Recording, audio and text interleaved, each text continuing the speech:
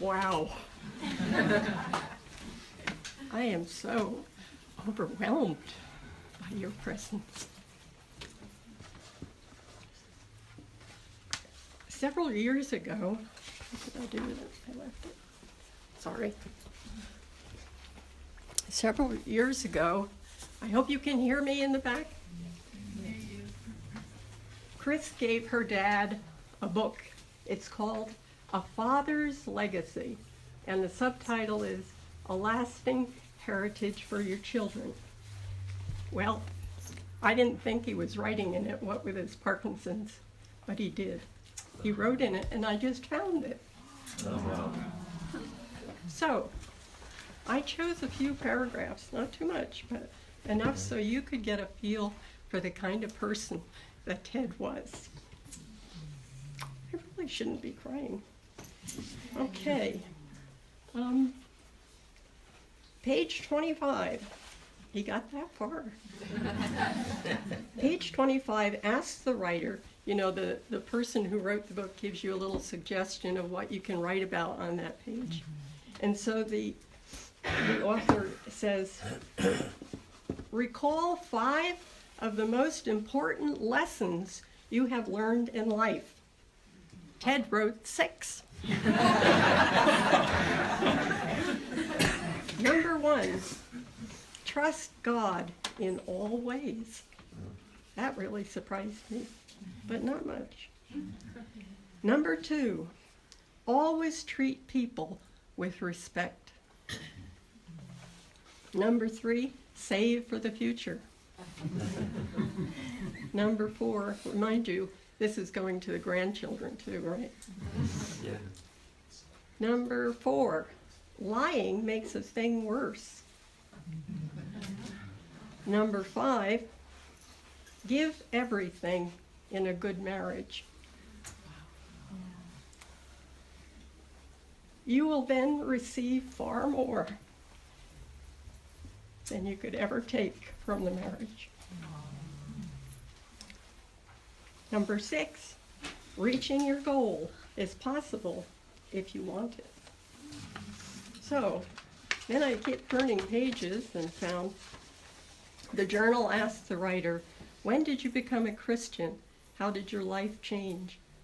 And Ted wrote, it wasn't until I was far from home at Lackland Air Force Base in Texas, going through aviation cadet basic training, when I felt that God was close. Christ was part of my life, and I was not and never could be alone.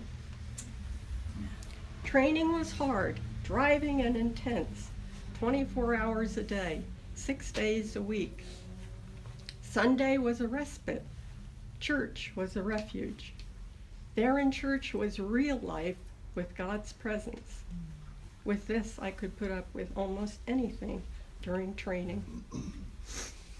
Then comes the interesting part. The journal asks the writer, describe the most memorable Valentine you ever received. And who sent it? And Ted wrote, there were many. But then he put ... all from my best friend and favorite wife. He retrieved himself. Some of you know that I have been consoling myself by rereading our old love letters. The ones we wrote while we were going to different colleges 56 years ago. The last paragraph of Ted's last letter to me from Michigan University before we were married reads like a message to me today. Ooh, many pages here.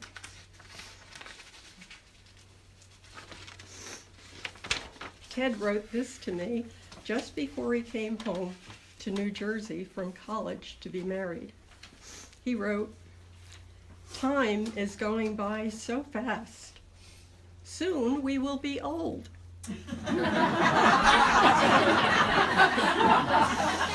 This is the reality, man. Life will be fun, real, and deep. I love you, I do. See you soon. Love, Ted. Today, 56 years later, time has gone by fast. We did get old. And life has been fun and real and deep. Thank you, God, for a blessed married life. Thank you, Ted, for a wonderful life with you. I love you. See you soon.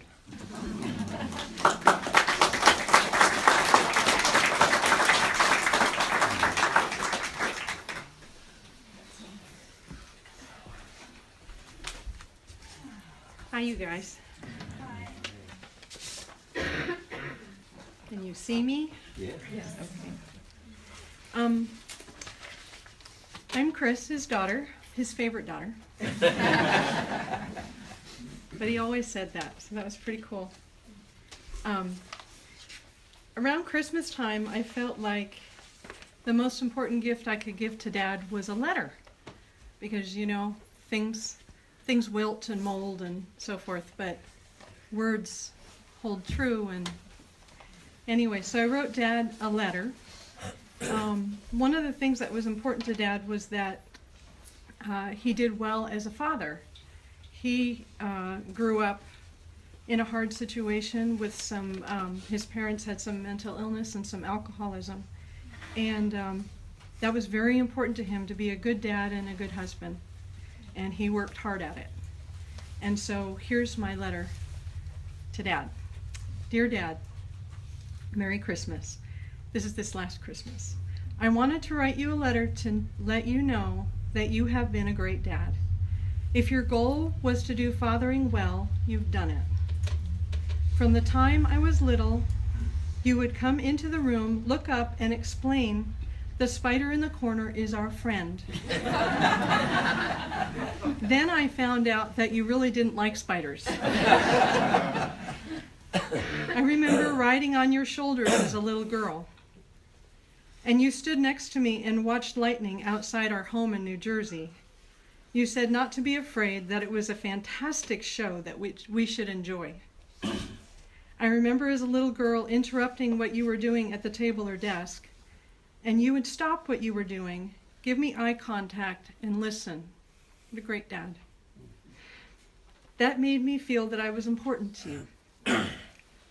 You shared your love of classical music and of singing.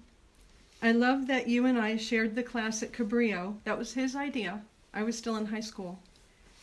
And learned the German Requiem. Your bass voice is wonderful. He would take me out to dinner I think it was Tuesday night, and then we'd go to practice. It's pretty cool. I also rode on the back of his motorcycle down to class at high school, and that was interesting. You learn to trust. You've shared your, okay, I've got that. Oh, you've shared your love of photography, and you've always been my go-to guy when I had questions about Photoshop. And of course, you have always called me your favorite daughter, even though I'm your only daughter. I have never heard you speak ill of any person. You have always tried to have a positive attitude, even through years of Parkinson's and now cancer. I've watched you buy thoughtful gifts for Mom for Christmas and birthdays, and I have received thoughtful gifts from you also. 2 gifts of great price and great thoughtfulness came to mind.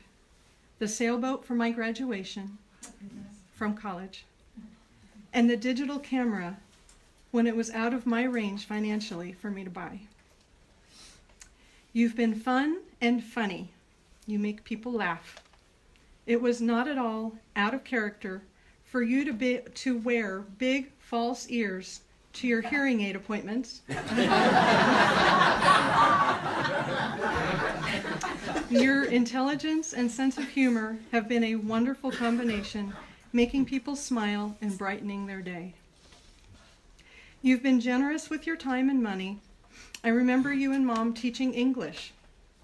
That really impressed me as a little girl. They taught English to those who didn't speak English. They volunteered. And many times you have sold a car or trailer for far less than it was worth, or given something of value away to someone who really needs it and really appreciated it. I know you've given blood and were in the Gallon Club. I don't know anyone else who's done that.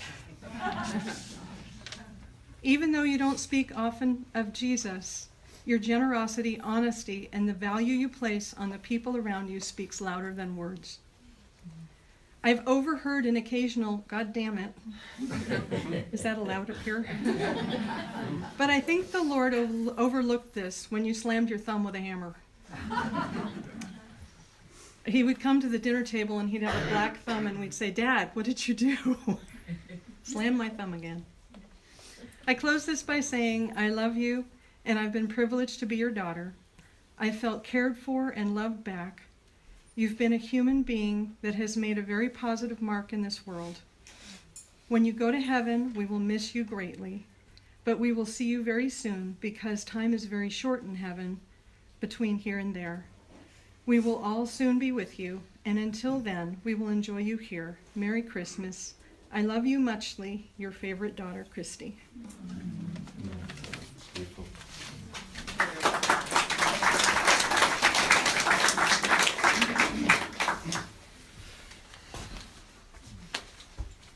Wow. I'm incredibly impressed and thankful for all of you being here. As I tried to write something to summarize my father's life in a few words, I kept coming back to him helping. Everything about his life was helping other people. Helping make the world prettier through his photography, through tuning pianos so they sounded better, and singing in the choir. He was helping, as has been mentioned, as the handyman in the neighborhood. He helped our family see the beauty of the world in nature, and taking us to parks and camping and hiking, and he was a scuba diver and a snorkeler, and he even tried hang gliding, tandem hang gliding. I think he was about 60 when he did that. Mom and he went kayaking throughout the Caribbean when he was in his 70s.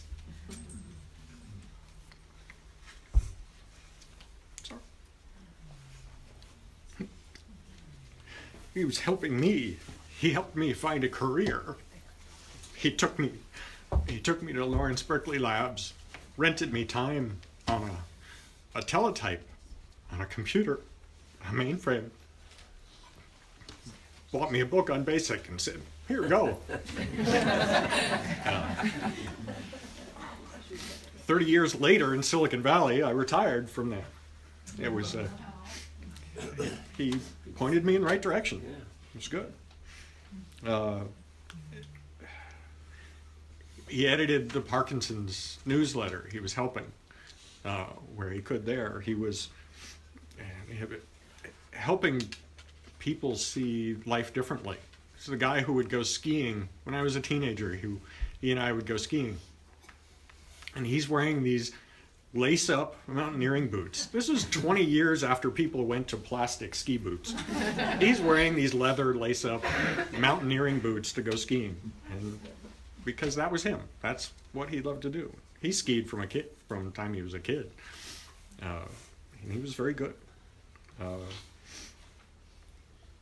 2 years ago, after 14, 15 years of Parkinson's, he went down to the DMV and renewed his motorcycle license. And they gave it to him.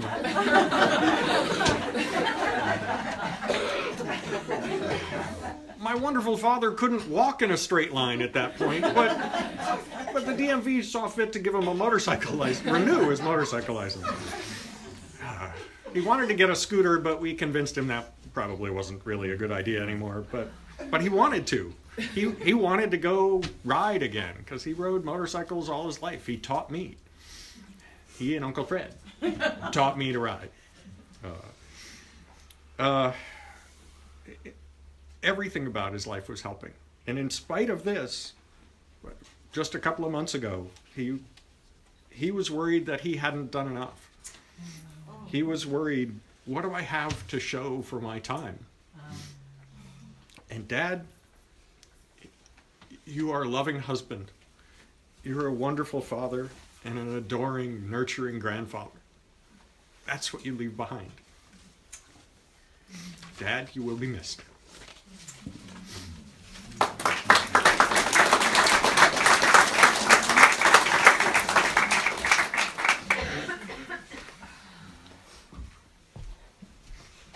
No, I'm not going to repeat what I said. About 3 weeks before Dad passed, we invited the grandkids all to come together and to spend some time with Dad. And the timing was beautiful. Dad was still alert and awake and able to interact with us and so forth. And we had to tell him, Dad, use the walker. Use the walker. He'd go, anyway.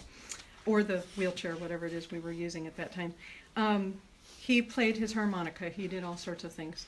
But the kids came from all sorts of places. My daughter is in Ireland, working with YWAM as a missionary. My son and his wife came from Delaware. My other son came from San Diego. So we are representing them by what they have sent for us to speak. And so this is from my daughter in Ireland. So this is Robin's Remembrances. This is from my daughter. You know, and she's 28 now. You know those people in your life who know your potential and call it out long before you could have ever been aware of it? Those people who refuse to let you be less than all you were meant to be? That was my grandpa. During most of our visits, the question would come, what do you want to be when you grow up? I had every non-answer you could think of, but he already knew. He pointed it out long before I could appreciate it. You would be a great teacher. You would be an excellent writer. I wrote him off back then. I was probably 10, but he was right. I'm still growing into all he saw in me way back then. He never would let up on me because of all he saw in me. One of my most vivid, crystal clear memories I have of him was a time when I was swimming in their pool. Grandpa was sitting on the side trying to read the paper. I was being a complete goofball, my 7-year-old self full of the foolish antics that accompany that age, and my silliness caught his attention. From then on, the name of the game that afternoon was, how can I get Grandpa to laugh? The best feeling in the world was knowing that Grandpa was watching me and delighting in me. I've never stopped wanting to make him proud. I'm grateful for the part he played in the delightful pair I called my grandparents. They traveled all over the world. I hitched my first plane ride 11 hours to Germany with them when I was 14. I'm grateful for car rides where they would drive for hours to meet our mom to pick us up, Grandma and Grandpa singing together, frequently off-key, in the front seat. We're not going to get into who was off-key. Love you, Mom.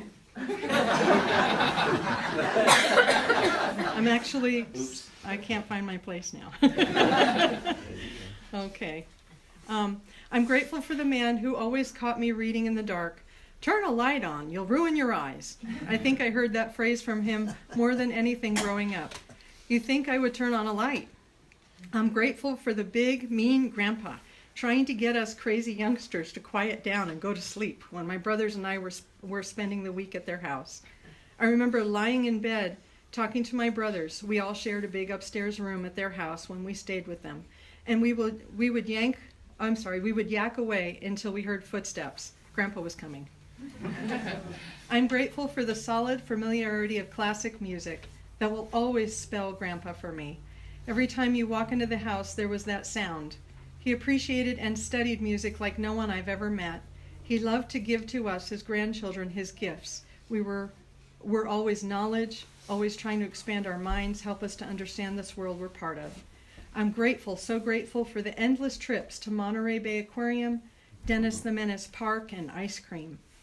We went on that same trip I don't know how many times, and it never got old. We were spoiled and beloved grandchildren for sure. I'm grateful for my introduction to the Big Dipper and 1,000 fun summers spent at the beach, because that's where my grandparents lived. It was such a full life, and I coming in at the tail end of it got to benefit from this life well lived. It is quite a heritage to live up to. My life was made richer because of this man. I'll become more and more aware of it the older I get, I'm sure. I'm so grateful for all the time I spent with him and Grandma. His last days were maybe my favorite, just because they were such a gift.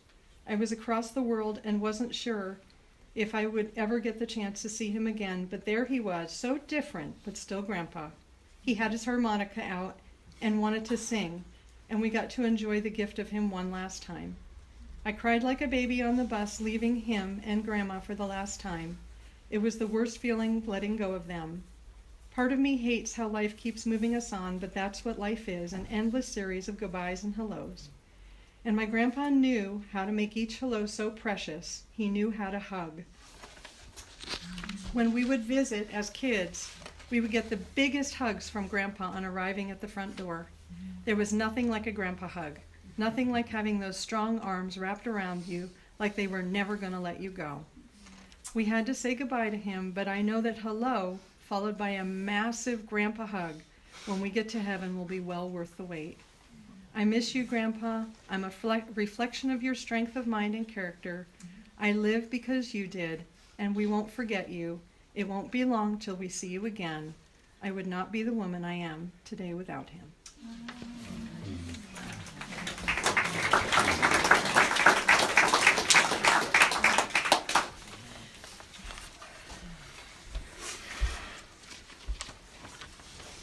Chris had more kids,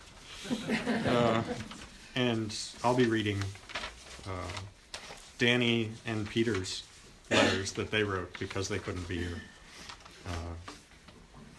So from Dad's grandson, Dan, my nephew. My grandfather, from the time I was young, was one of my heroes. He taught my siblings and me the values of patience, humility, and respect.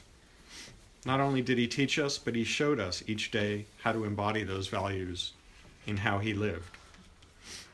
He would always welcome us with a bear hug and take us out to explore the beach, to canoe around Huntington Lake when we were camping, or help instill a sense of wonder while exploring new things and ideas at the aquarium and the exploratorium.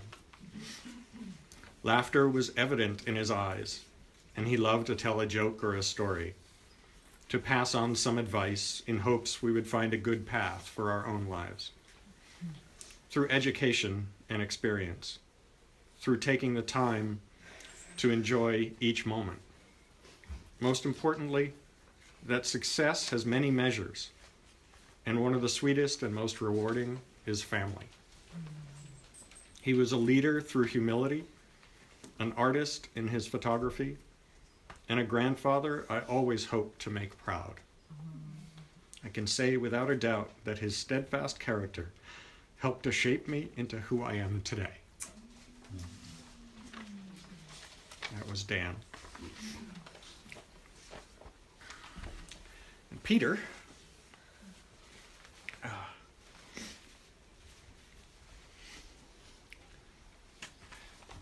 Ted Louv was a lot of things to a lot of people. To me, he was the world's greatest grandfather, with the keychain to prove it. It's tough to describe the sum total of Grandpa's impact on my life in a few sentences. From taking me on an overseas adventure to helping me through college. I thought I'd share a few of the snapshots that everybody could relate to and that I'll always cherish. Grandpa was a provider. His breakfasts were world famous. They were. I'll always remember waking to the thunder of classical music in the morning and a booming, "Good morning, welcome to the land of the living." From Grandpa cooking cackleberries in the kitchen. I think that would be eggs, yeah. Grandpa was my mentor. He taught me to drive stick shift. You'll never see a man with more patience as his clutch was being slowly destroyed.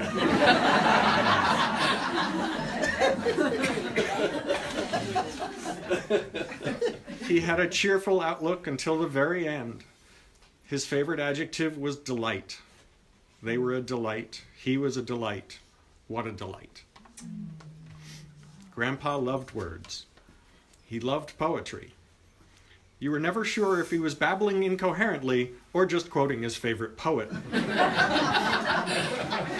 Ogden Nash.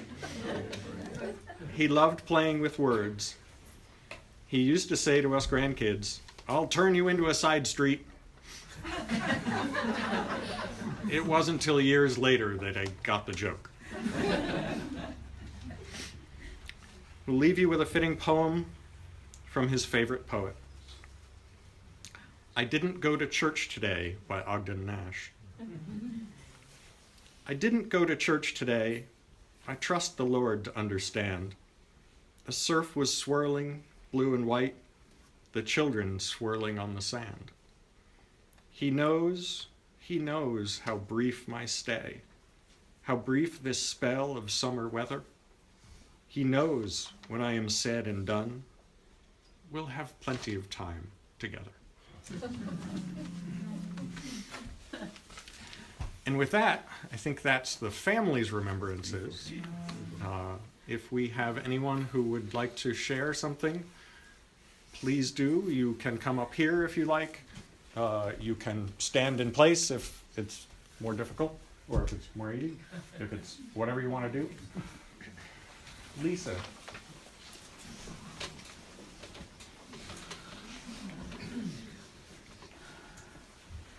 The first of my ex-wives.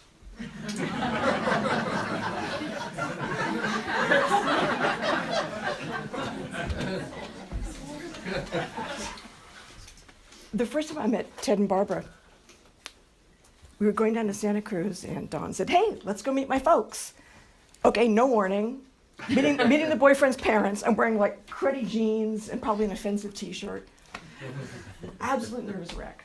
I walk into the house, and Ted gives Dawn a hug, and he introduces me, and he just wraps me up in this hug, and I went, okay, this is going to be all right. But I felt really special, and then I realized he does that to everyone. That was it. I mean, with Ted, you met him, he hugged you, you were family. And that also gave him the right to interfere in your life for the rest of your life, which was a lovely thing. You've heard about his famous breakfasts. What you haven't heard is they started at 7 o'clock in the morning, and they involved every pot and pan in the house being thrown against the wall. So you come grubbling out going, hi. And he was so disgustingly cheerful in the morning. I haven't had coffee, I haven't had a shower, I haven't had food. Hi, how are you? Oh, God, I love you, but just tone it down. But my favorite story about him is a private joke that he and I had that I don't think Dawn and Barbara know. We were all in England together. And we went to this little English village with the unfortunate name of Cockermouth. Cockermouth. Yeah. So we were walking, Ted and I were walking along, and we passed this little house that had this huge pig in it. It was like the size of a Mazda, this big black and white pig. And Ted looks over and goes, "Now that's a fine pig." And for some reason, that just cracked me up. And so for the rest of the trip, whenever we saw something like, "Isn't that a beautiful house?" I would say, "Yes, that's a fine pig." And that was our running joke forever. We always, when something was really great, it was a fine pig. So I mean this in the most loving way. Ted, you are a fine pig.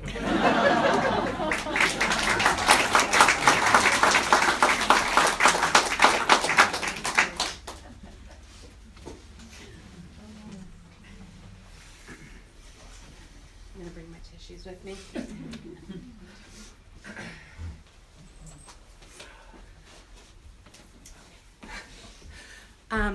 So, wow, this is a lot of people. You weren't kidding. And I'm really not good at speaking in front of big groups of people, but Ted was such a huge part of my life. Our families, through Barbara, actually go back 4 generations now. Yeah. And it's kind of amazing. And y'all moved to New Jersey when I was 9 years old, and then my mom started bringing us out here when I was 15. And we came and stayed at your house, and Ted made breakfast. I still make Ted's cereal to this day. I just can't get my son to eat oatmeal, but I still try and make it all the time.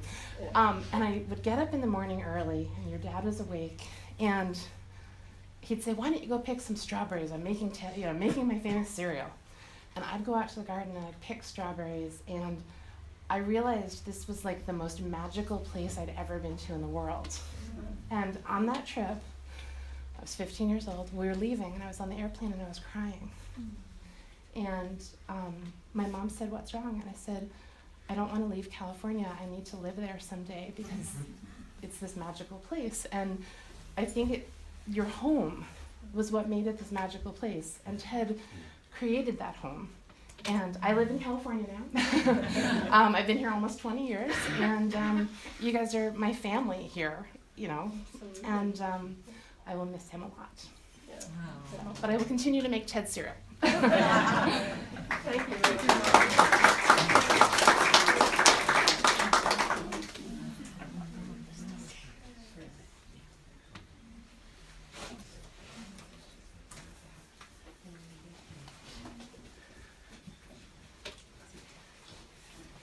Well, the last time I've been this far up in church was when I got married 50 years ago.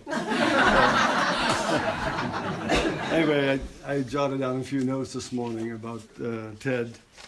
I've only known Ted for maybe 10 years. I've always thought of him as a very gracious, gentle, respectful guy. It's just an interesting guy, knows a lot about a lot of topics. About a year and a half ago, Barbara decided to organize a neighborhood group of old-timers because Ted was becoming less mobile. And I was invited to join that group.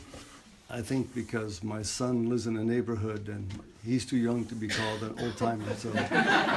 So twice a month we had meetings at Ted's house, Ted and Barbara's house. Barbara would go off and teach in Watsonville, and about 8 of us would gather for a 2-hour get-together, chit-chat, and wonderful times. And the group is becoming much and much closer as time goes by. A lot of us were strangers to each other in the beginning. In the beginning, Ted tried to steer that group to a more intellectual theme. He was not successful. We were right back to catching gophers and fixing cars and all that stuff. So, but every time you came in to Ted's place,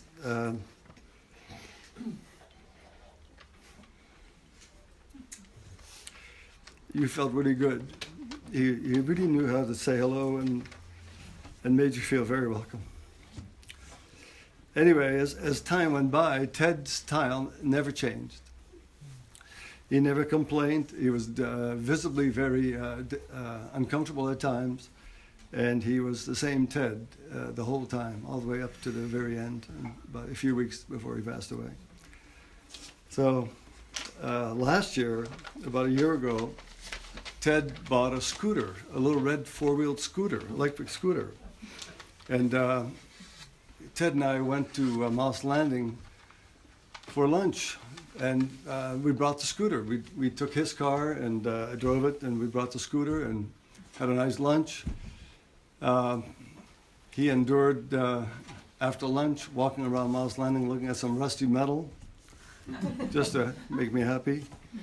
And then we found the scooter, took it out of the car, and thought we would take a ride along the waterfront there in Moss Landing. So for a little stroll. Well, I didn't know, but Ted likes speed. And he likes acceleration and freedom. And I spent about a half an hour chasing him. And he also could fake deafness. I was begging him to slow down, but he just never did.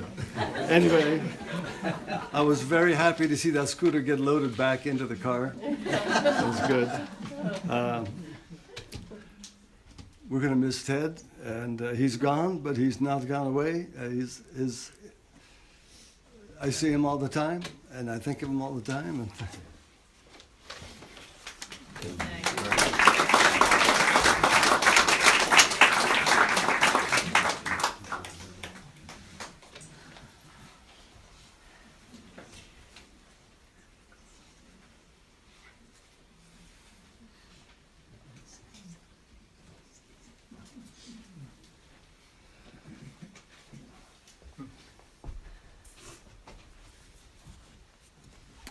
Can you hear me?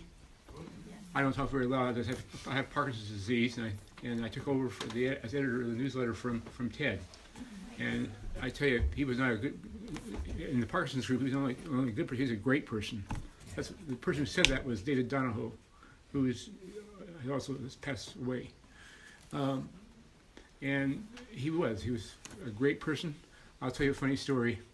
Barbara and Ted were shopping at Costco one day, saw them together. Later on, I see Barbara by herself. I said, "Where's Ted?" I had to put him out in the car. He's buying everything. and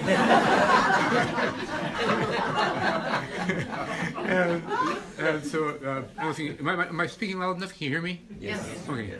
And he trained me. He was very positive, and what a great person. That's all I have to say.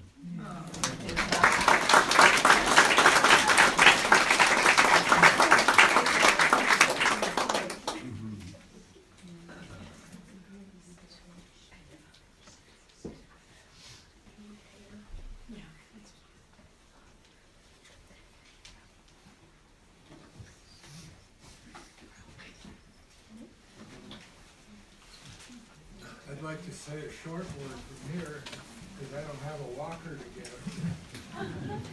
But I would say I can add a different perspective to everything that has been said and enjoyed, and that is that I came to Bonnie Doon in the same year that Ted came to Bonnie Doon. And we had a lot in common with our past, with aviation, with military, loved to sing in the bass choir.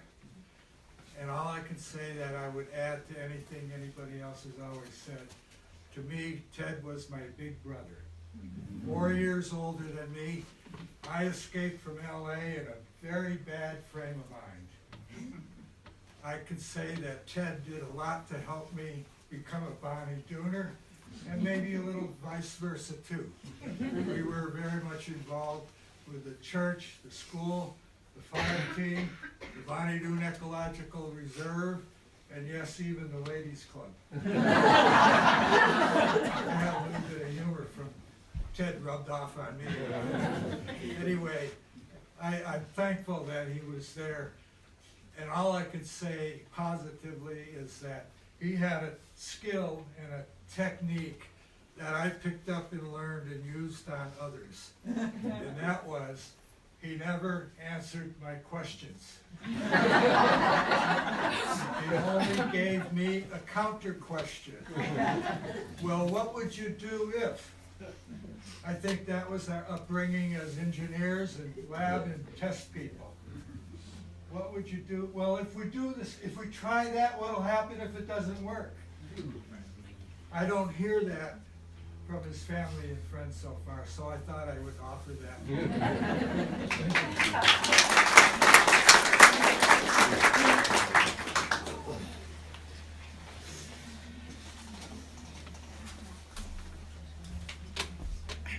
I'm always so impressed when people can get through this without tears, so forgive me if I can't. It's just in my nature. But I wanted to share, I had the good fortune to move in next door to Barbara and Ted 15 years ago. And it was my first time moving to the country, and I had no idea how to do anything. So he really was Mr. Fix-It for me. He was my go-to neighbor. I'd call Barbara, Ted, tell me my water's out, my electric's out, what do I do? And Ted also taught me how to use my first chainsaw, and he was a very good teacher. And he also, for me, Barbara had made a beautiful quilt from this photograph over here of Ted's. And I fell in love with it, and I just thought, oh, that's so amazing. And so I said, I want to do something like that. And I had this photograph that my cousin had made. And so I took it to Ted, and I said, can you put this on fabric for me? And so he did. And then Barbara and Ted kept asking me, have you quilted it yet? I said, no, no, no. And then one day I went over there and Barbara presented me with a quilt that she had made and said, here, this is for you. We know you're never going to get yours done. I did finally get it done, and it is hanging up in my cabin up in Tahoe. And I'm very proud of it, and I absolutely cherish the ones that they gave me. The third thing I just wanted to mention, Barbara and Ted had my daughter and I over for dinner not too long after I moved in, and my daughter was at that time just met her first boyfriend. And I remember saying to her, this is the kind of marriage that you should be looking for. Barbara and Ted, they share each other spiritually. They're both artists in their own right and respect each other's art and work. And they clearly love each other and they make each other laugh. This is what you should look for in a marriage. Thank you.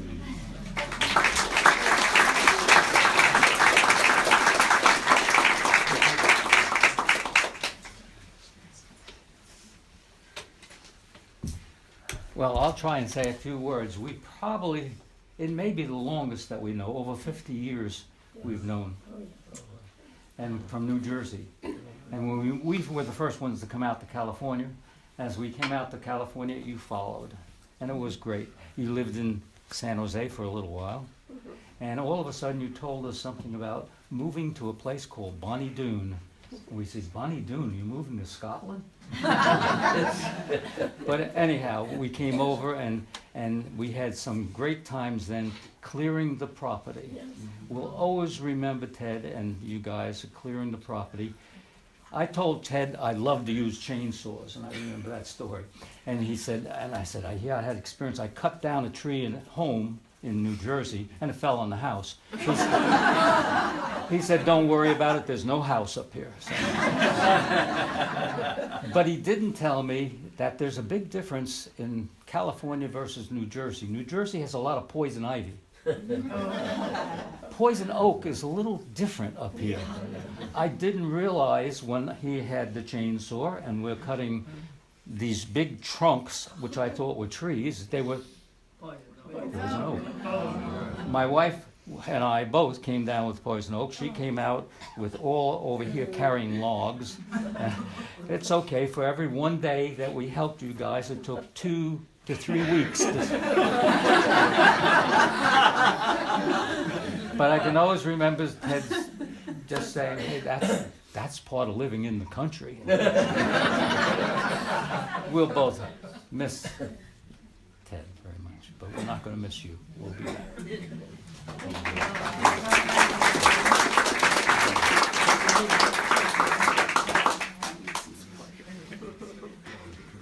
I've known Ted, or Uncle Ted as I've always called him. He's been my godfather. So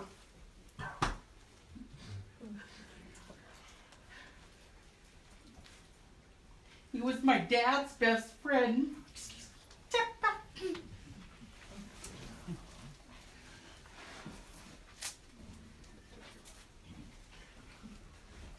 He was our dad's best friend from Denhamfly. And I was probably 17, 18 when they moved to California, to Los Gatos, where San Jose, where we were.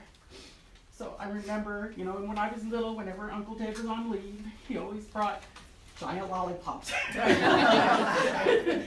You know, back when we were still in New Jersey and at Cupsaw Lake and in Englewood still, he would. I remember when they went back for your wedding in 61. You were a baby. I remember. So I've known him my whole life, and I will miss him as much as we haven't finished part as I would have liked to, but I will miss him. Excellent, thank you. I remember the first time I've ever met you guys. You guys were at Boys Town, and we came in with chocolate lollipops. And I just remember connecting with Ron and Chris. Don and Chris. Of course, I always called you Donnie because that's what you went by. And, doing the lollipops. And just remembering the secret door in the kitchen that went downstairs, upstairs. You had like this little secret door. For us, it was secret because in California we don't have basements. So it was just, you know, this tire swing in the front yard. For some reason, I just remember your Morristown house, and just remember all the love and support, and loved hearing the stories of Uncle Ted coming and helping my parents build their house in Cupsall, and just, you know, riding the bikes and shooting guns, and just hearing the stories of when your parents were children and teenagers. You're like, I can't get in trouble if I do that because you did. So you guys have just been such a major part of our family. And as I was sitting there,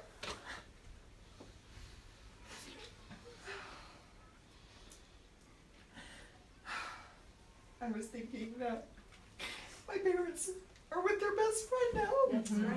And I think that is something that would be enjoyable for my parents who don't know about that.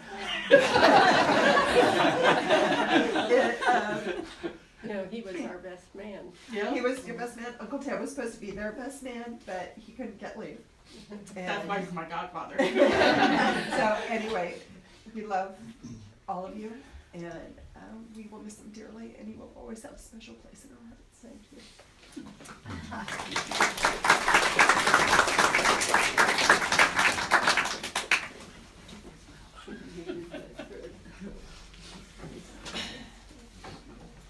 I'll say something quickly. I've been in Bonnie Doon for some years, and when we first moved here, and I'm a city boy, Bonnie Doon, and so we needed to fix it now. And Ted came over, and it was a plumbing task. And as everyone knows, plumbing tasks often turn diabolical. Right? And so, you know, I was there, and then I had to leave, and Ted comes over, and oh, what a charming fellow, right? And he's working on this and didn't really know at the time. When I came back to that house, many hours later, here's Ted, you know, just putting the last thing. He says, oh, and he says, yeah, it turns out I had to go down to the store 3 times to find the different fittings for this thing. And what was remarkable was he was so calm and, you know, graceful. I think what defines us is grace under tribulation, and he had it in spades. Right? So that was Ted.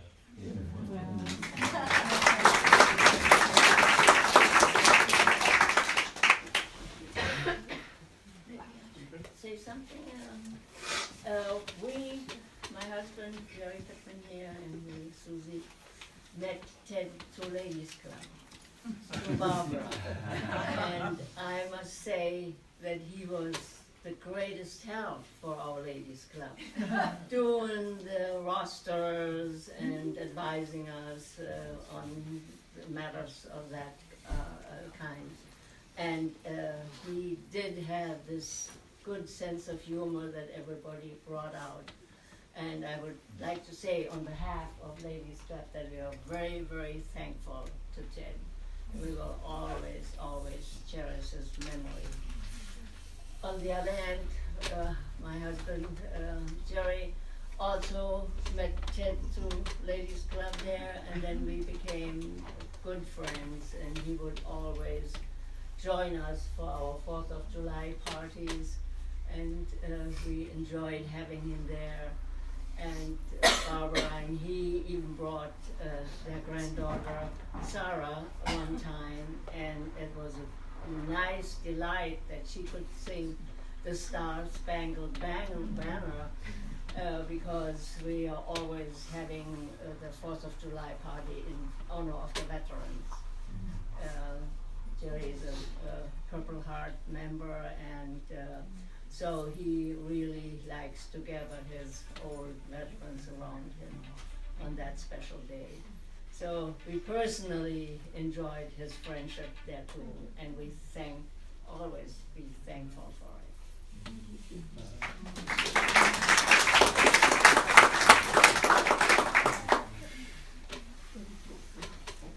I moved into Bonnie Doon in '81, and I'm right next to Barbara and Ted. And I had an acre of land, a 5-year-old son, a bunch of trees, and a dilapidated trailer. And out through the woods comes Ted with a hose and electric cord. He says, you're gonna need power and water. That's the kind of guy he was. And he's been the best maker ever since.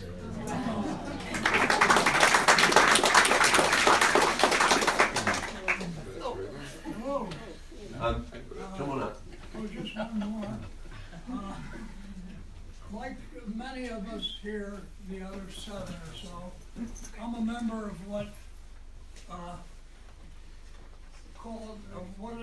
Ted called me down on once, and that was Ted corrected me when I told him that, you know, we 8 guys had got together due to Barbara's wonderful foresight and bringing groups of people at his age to talk about things they were interested in. And I told them that I referred to this as the Old Farts Club. And of course Ted replied, I prefer to call it the Old Boys Club. But Ted had a very wide range of knowledge and sense of humor too. And at one of our meetings I was telling people how something that an English teacher had said to me back in 1938 or so. He had us memorize some parts of John Milton's writing. Now John wrote in the style of 1633, so his words were composed quite differently. And I was saying that the one passage that really stuck with me was, but let my dew feet never fail to walk the studious cloisters pale. And Ted, of course, was very widely read and surprised me by coming up with something appropriate. And he said, well, he said, the way I remember it, he said, is that wine and beer can do more to bring God to man than anything written by John Milton can.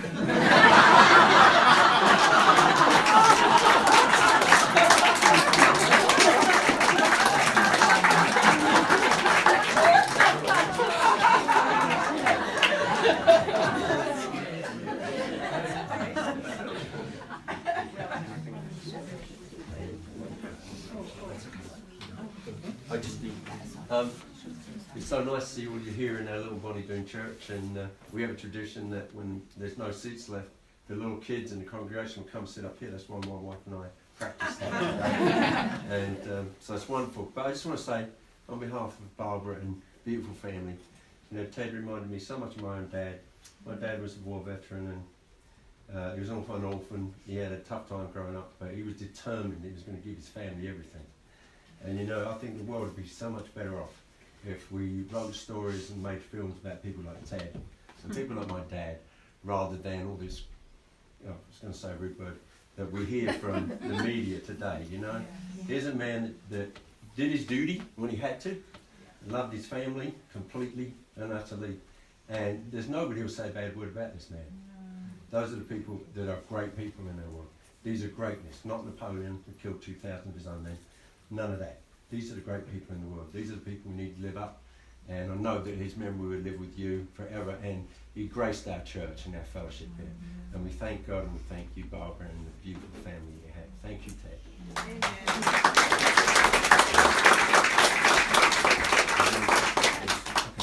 I have one sweet little thing, service that he did for me. It was just very sweet. Through Sherry, we had a hospice care program here at church for a while, and it happened to be during the time when I was taking care of my mother. She was on hospice, and we had some lovely volunteers come through that program. But one day, Ted came down to the house and took these beautiful pictures of my mother and I together, and me caring for my mother. Oh, yeah. And it's just such a sweet memory. No one ever thought to do that, and it's such a great record. And it was for Jordan House, supposedly, but it's just such a gift, and I just was very grateful, touched by that.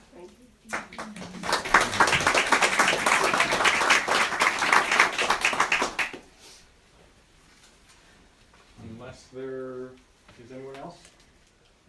If you would all like to come back and join us at the house for lunch, we'll go from here. If you, we have, most of you know. we have one song that has been requested. By the way, Don has inherited some of his father's generosity. I hate to tell a story on you. Don has at times given his father some really wonderful photography equipment. And then Ted passed that equipment on to my middle son. And my middle son was in Cabrera at the time. And he currently is a working graphic artist. You know, your dad did just the right thing at the right time for him, and it began with your generosity to him. So, thank you, Mom.